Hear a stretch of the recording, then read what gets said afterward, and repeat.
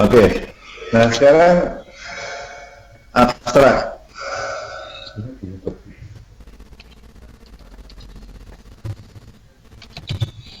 Oke, abstrak itu apa? Abstrak itu yang jelas adalah tulisan ringkas, akurat, dan komprehensif. Ini sesuatu yang susah sekali untuk sebenarnya. Bagaimana kita bisa komprehensif kalau kita itu menulisnya secara ringkas?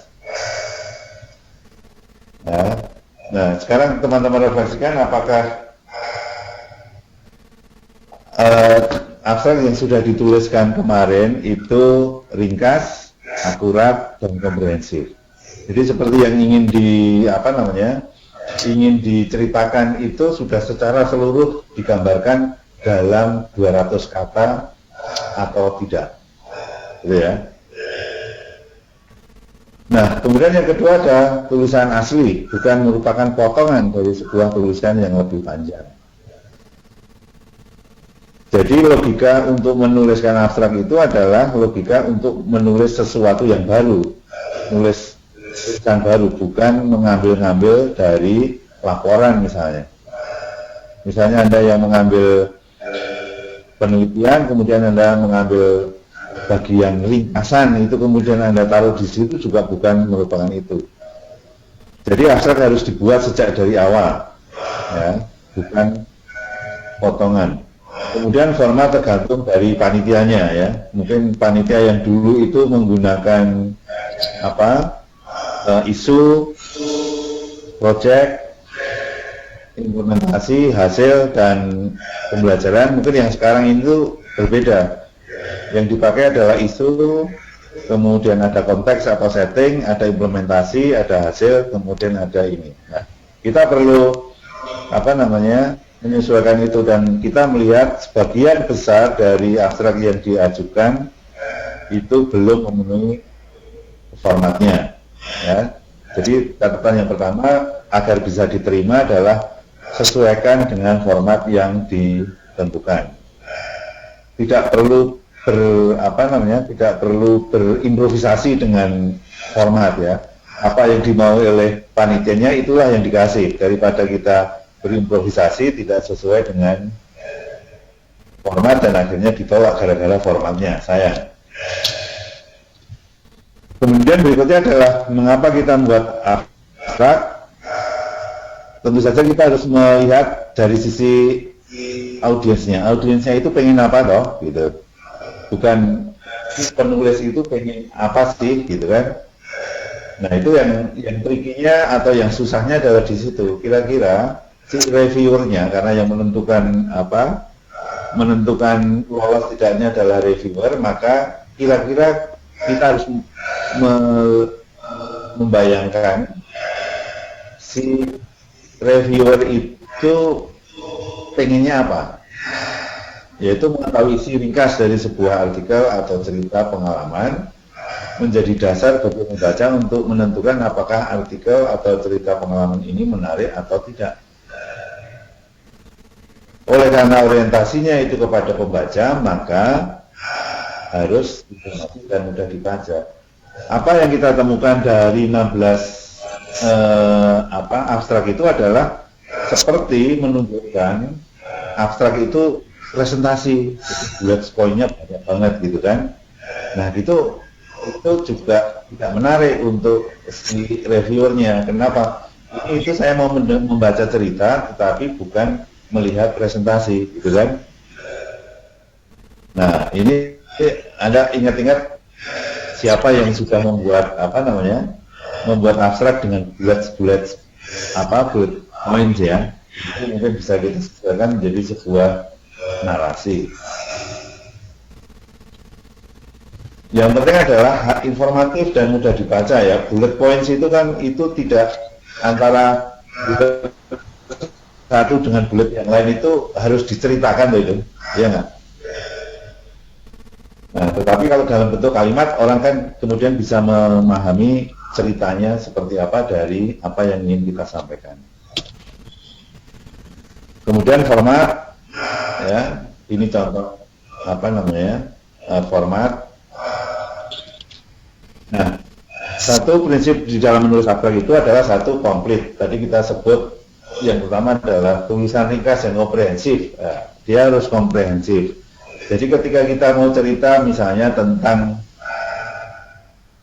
ada satu menarik itu misalnya budaya, prostitusi dan apa itu?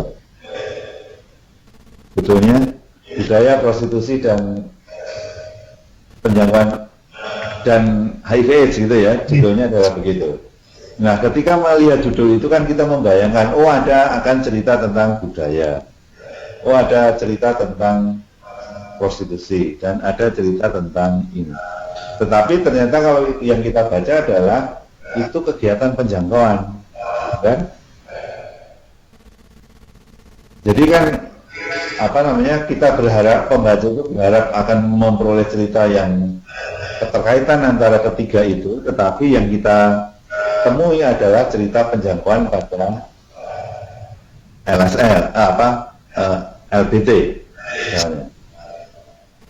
Nah, sehingga itu perlu apa namanya, perlu hati-hati di dalam menulis judul sehingga kemudian kita bisa menghasilkan sebuah informasi yang komplit sesuai dengan judul yang kita tentukan.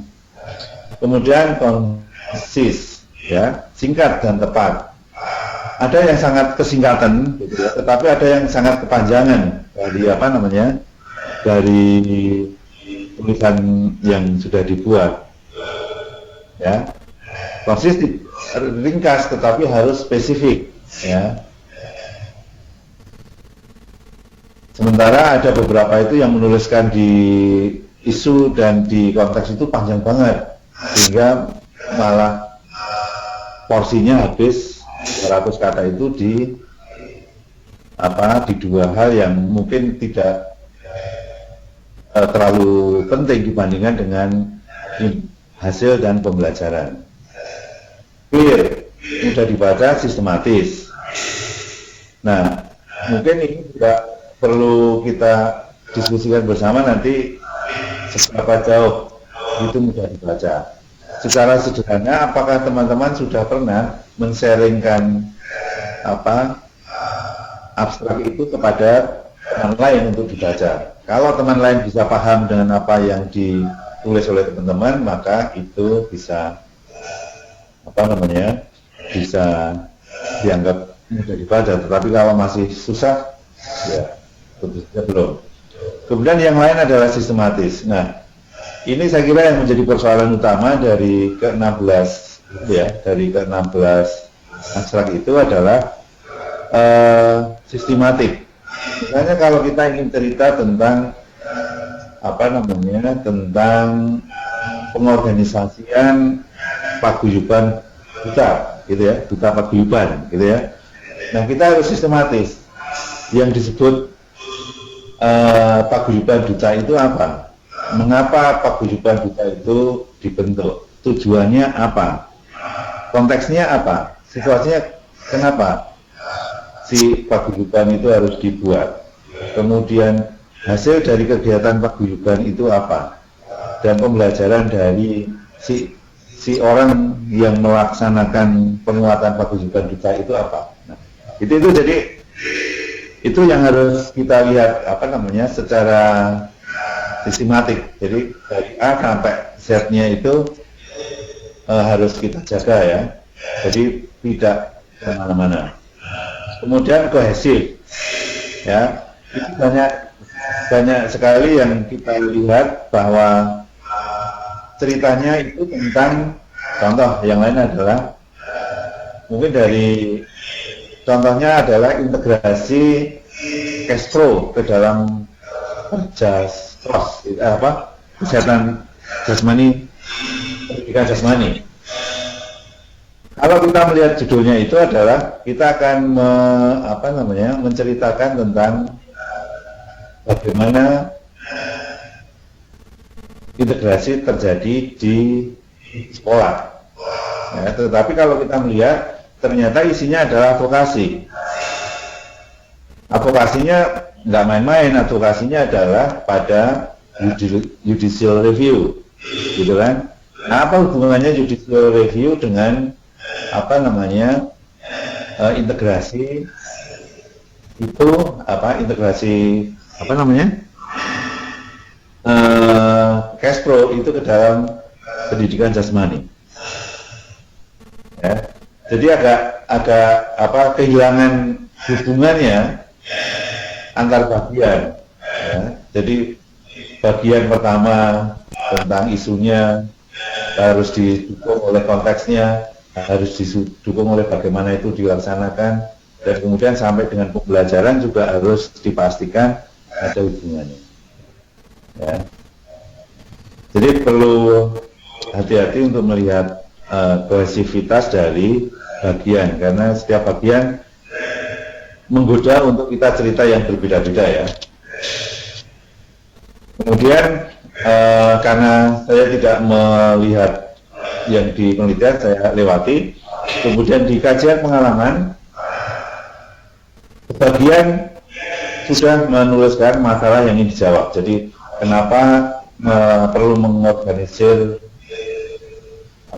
sopir angkutan begitu, itu sudah karena mereka susah untuk dijangkau. Ya. Nah, cuma yang belum banyak dilakukan adalah mengapa masalah itu perlu diperhatikan. Ya. Artinya misalnya kru, sopir dan seterusnya itu perlu dijangkau. Itu dalam hubungannya dengan HIV/AIDS. Kenapa? Apakah mereka itu sebagai kelompok yang memungkinkan penularan HIV terjadi, atau mereka itu apa gitu ya? Jadi perlu dikaitkan mengapa masalah itu perlu diperhatikan dalam penanggulangan HIV/AIDS ini. Ya. Oke. Kemudian kajian pengalaman dari sisi deskripsi tentang proyek atau dari sisi implementasinya itu tujuan. Banyak teman-teman yang tidak menuliskan tujuan dari program atau kegiatan yang dilakukan, sehingga kalau Anda tidak menuliskan tujuannya, maka Anda akan kesulitan untuk menuliskan hasilnya. Jadi kalau kita perhatikan dari deskripsi tentang implementasi itu kurang sambung dengan tujuan atau hasil yang dideskripsikan di bawahnya. Kenapa? Tidak terjadi karena kita lupa untuk menentukan tujuan dari kegiatan itu apa. Ya. Kemudian hasil. Nah, hasil-hasil apa yang dicapai oleh proyek ini? Ada dua hal yang perlu kita perhatikan. Kalau teman-teman itu sudah menuliskan hasil kegiatan implementasi gitu ya. Misalnya pertemuan dilakukan selama 6 kali, yang datang 25 orang per datang, misalnya gitu ya.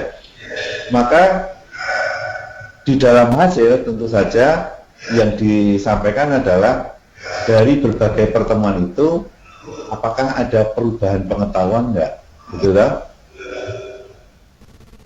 Ya, kalau teman-teman sudah familiar dengan Monef ya, apa yang kalau Anda melihat jumlah itu, taruh saja itu bisa diimplementasi. Tapi kalau ingin melihat sudah terjadi perubahan perubahan perilaku, maka kita taruh itu di hasil. Jadi misalnya yang motor, nah tujuan dari motor, penggeraan anggota motor itu apa? Tujuannya apa? Kalau tujuannya adalah misalnya sustainability, maka yang harus kita tulis di dalam hasil adalah seberapa jauh kita bisa melihat sustainability pada kelompok motor itu. Jadi bukan berisi tentang jumlah anggota geng motor yang mengikuti VCT. Nah, mengikuti VCT adalah itu ada di implementasinya saja. Ya. Jadi itu perlu kita beri catatan ya. Jadi hasil itu adalah hasil yang sesuai dengan tujuan yang sudah diinginkan. Kalau itu angka-angka dan seterusnya mungkin kita jadiin satu saja di dalam deskripsi tentang implementasi. Nah, ini yang kemudian pembelajaran. Nah, misalnya pembelajaran itu adalah pembelajaran lembaga, bukan pembelajaran individual ya. Saya menemukan banyak cerita itu cerita saya gitu. Saya kira kita semua bekerja dalam konteks di kelembagaan, sehingga baik kalau kemudian merepresentasikan lembaga daripada merepresentasikan saya.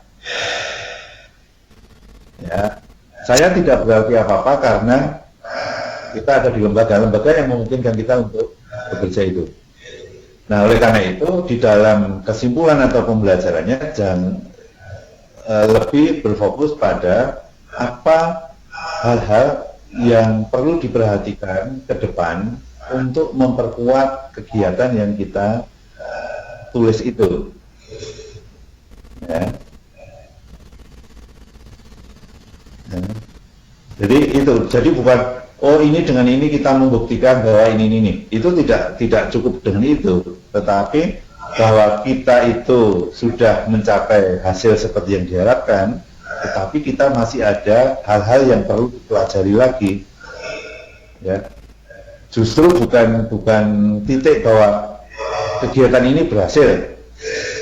Saya berhasil, misalnya saya menunjukkan keprihatinan saya terhadap itu tentu saja bukan itu. Itu sudah menjadi konteks kita bekerja di LSM ya.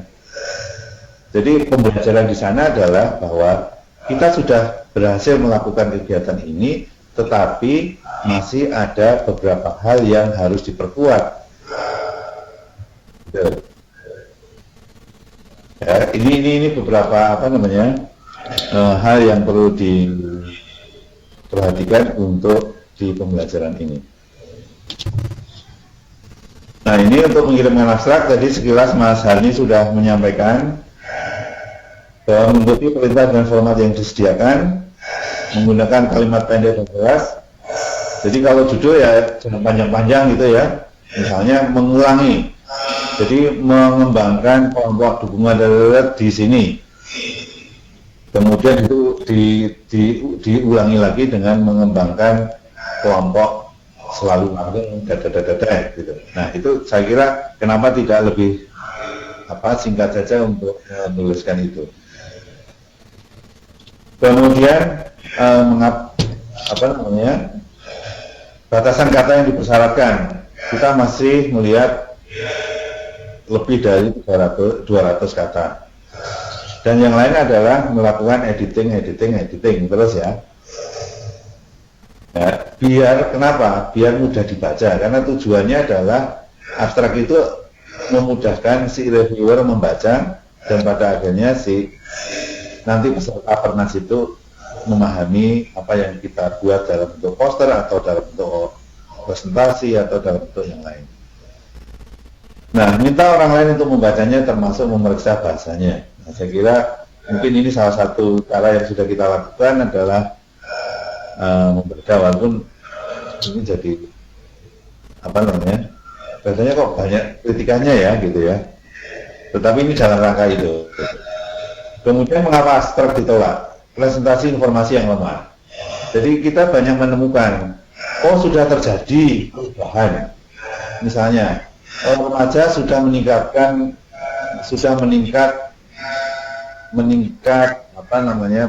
pemahamannya tentang cash flow. Buktinya apa sih kalau remaja itu sudah meningkat? Kesadarannya sudah meningkat. Kesadarannya itu buktinya apa? Nah, itu yang perlu kita perhatikan ya. Nanti semua orang bisa mudah untuk mengklaim ini sudah berhasil, itu sudah berhasil dan seterusnya. Kemudian kurang jelas hubungan antar bagian, itu tadi sudah saya sampaikan di awal, antara judul sama isi banyak yang berbeda, antara isu dengan kegiatan yang ditulis berbeda, antara konteks dengan hasil itu juga sudah tidak sesuai. Kemudian yang lain adalah hasil tidak menambah informasi pengetahuan. Nah, ini yang perlu kita lihat. Yang kita perlu membayangkan apakah abstrak kita itu menarik nggak, gitu. Ya, kalau itu misalnya VCT di sini mungkin nggak terlalu menarik ya. Tetapi mungkin yang bagaimana melakukan metode tes dengan aktif misalnya, itu menjadi lebih menarik. Saya kira itu yang gambaran dari apa yang seharusnya kita di dalam menulis abstrak, dan nanti mungkin kita membahas itu satu persatu setelah, kalau ada pertanyaan-pertanyaan dari teman-teman. Ya, ini sudah saya nanti bisa kita diskusikan per individunya.